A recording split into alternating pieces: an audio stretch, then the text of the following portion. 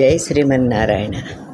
వైద్యశాస్త్ర గ్రంథాల్లో దినచర్యతో పాటు ఋతుచర్య, సంవత్సరచర్య మొదలైనవన్నీ జ్యోతిశాస్త్రానుగుణమైన విధానాలుగా వైద్య గ్రంథాలలో కనిపిస్తున్నాయని క్రిందటి భాగంలో మనం తెలుసుకున్నాం.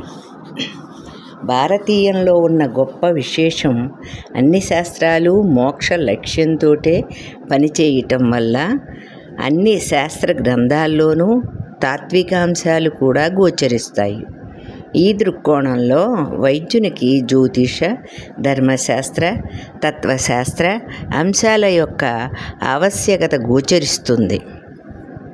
ప్రాచీన వైద్య గ్రంథాలలో స్వస్థత అనే పేరుతో శారీరక, మానసిక ఆరోగ్యములను వ్యక్తికి సమకూర్చి మోక్షప్రాప్తికి ఉపకరించేవిగా రూపొందినాయి.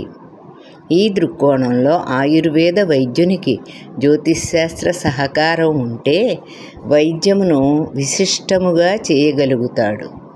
అలోపతి విషయంలో కూడా జ్యోతిశాస్త్ర సహకారం ఆవశ్యకమని ఆంగ్ల వైద్య పితామహుడు పేర్కొన్నాడు. జ్యోతిశాస్త్రంలో సతీ కుడ్డి చిత్రలేఖనం అనే న్యాయం ఉంది. అంటే గోడంటూ ఉన్నాక బొమ్మ వేయటం కుదురుతుంది. అందువల్ల ఆయుర్దాయం పరిశీలన చేయకుండా గ్రహయోగాలను పరిశీలించటం న్యాయం కాదు అని చెబుతుంది. అదేవిధంగా జాతకునికి ఉన్న ఆయుర్దాయాది దోషాలను గుర్తించకుండా, నివారించకుండా చేసే వైద్యం పూర్ణత్వాన్ని కలిగి ఉండదు. ఆ కారణంగా జ్యోతిష శాస్త్ర సహకారం తీసుకోకపోతే వైద్యాన్ని సక్రమంగా చేయలేడు. వీరసింహావలోకనం అనే గ్రంథంలో ఈ రహస్యాన్ని గుర్తించి ప్రతి అనారోగ్యానికి మూల కారణమైన పూర్వకర్మను, దానిని నివారణ చర్యను, ఆ అనారోగ్యానికి కారణమైన జాతక యోగాలను, వాని నివారణ చర్యలను, తదుపరి ఆయుర్వేద ఔషధాధికాన్ని వివరించి సమగ్ర ఆయుర్వేద విజ్ఞానాన్ని అందించినట్లు మనకు గోచరిస్తుంది. ఆ ప్రాచీన వైద్య విజ్ఞానాన్ని ఆధునికమైన అలోపతి పరిజ్ఞానం దృష్ట్యా చూచే దృక్పథం వల్ల వర్తమాన కాలంలో విద్యార్థులకు ఆయుర్వేద అంశాలను మాత్రమే బోధిస్తూ ధర్మశాస్త్ర, జ్యోతిశాస్త్ర, తత్వశాస్త్రాలను విస్మరిస్తున్నారు. కానీ మూలికా సేకరణ, ఔషధముల తయారీ, ఔషధ వినియోగం మొదలైన అంశాల్లో ప్రాచీనులు జ్యోతిశాస్త్ర ముహూర్త పరిజ్ఞానాలను అధికంగా ఉపయోగించుకునేవారు. అందుకని వ్యక్తి యొక్క సమగ్ర ఆరోగ్యాన్ని కాపాడడం కోసం పలు అంశాలలో వైద్యునికి పరిచయం ఉండటం తప్పనిసరి.